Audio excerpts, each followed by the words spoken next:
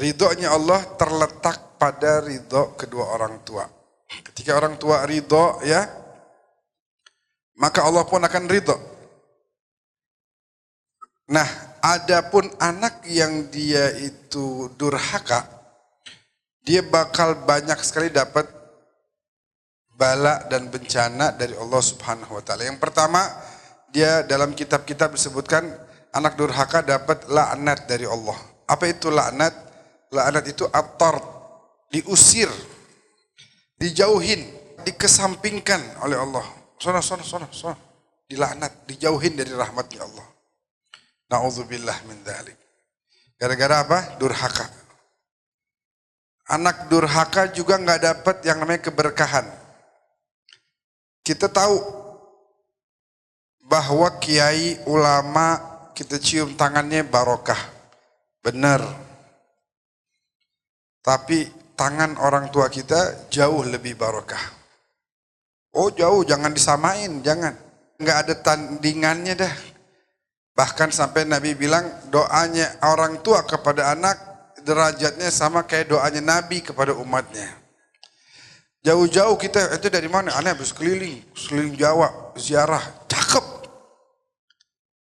Cakep itu, tapi akan jauh lebih cakep lagi kalau kita cari barokah dari orang tua yang udah ada di rumah kita. Kadang kalau kita suka lihat di majelis-majelis, air minum bekas kiai, bekas ulama, bekas habaib itu orang pada berebutan. Diminum lagi ya? Katanya apa? Berkah. Bener gak? Itu bener. Tapi pernah gak tanya masing-masing, minum bekas orang tua kita? Hah? Pernah gak kita? Oh umi saya minum tuh. Oh ada sisanya ntar saya minum. Itu jauh lebih barakah. Itu jauh lebih manfaat buat hati kita nih. Karena kita mengagungkan, memuliakan, membesarkan sosok yang memang Allah suruh kita untuk besarkan dan muliakan dia. Wa wassaynal insan, kami telah wasiatkan kepada manusia untuk berbuat baik kepada kedua orang tuanya. Anishkurli wali walidaik, bersyukurlah kepada aku dan kepada kedua orang tuamu. Wa qadha rabbuka alla ta'budu illa iyyah, Allah telah memutuskan bahwa kamu harus menyembah hanya kepadanya.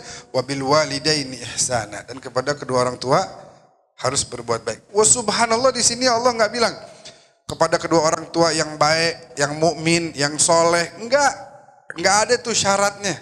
Orang tua hormatin, orang tua muliakan. Mukmin kek, kafir kek, ya, baik kek, jahat kek,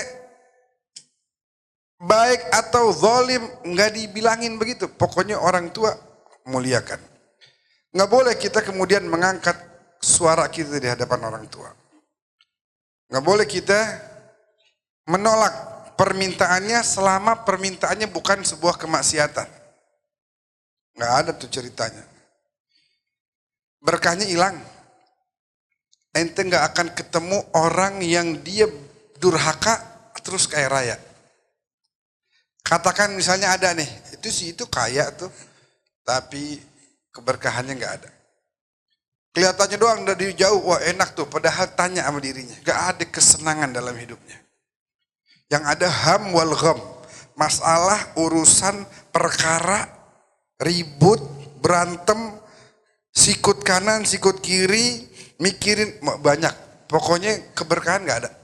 Gara-gara apa? Dia durhaka sama orang tua. Sekalipun duitnya mungkin banyak, tapi gak akan membawa keberkahan. Itu anak yang durhaka. Serem banget, serem. Disebutkan lagi misalnya bahwa penyebab masuk neraka juga apa? Durhaka kepada orang tua. Disebutkan bahwasanya man asbaha murdiyan li muskhitan li walideh fa ana anhu sakhir. Ada orang anak cakep banget ibadahnya, bikin saya tuh ridho sama dia. Tapi dia kurang ajar sama orang tuanya. Kata Allah, berubah, saya nggak jadi ridho sama dia, berubah. Saya jadi murka. Sebaliknya waman asbaha muskhitan li, ada satu anak Masya Allah badarnya luar biasa. Ya, dia bikin saya murka, bikin maksiat.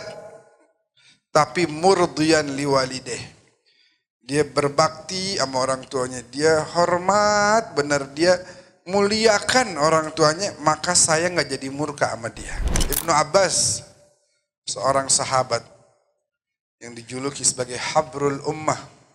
Beliau sepupu langsung sama Nabi Muhammad. Abdullah bin Abbas bin Abdul Muttalib, Muhammad bin Abdullah bin Abdul Muttalib, Ali bin Abi Talib bin Abdul Muttalib. Ini sepupu semua nih.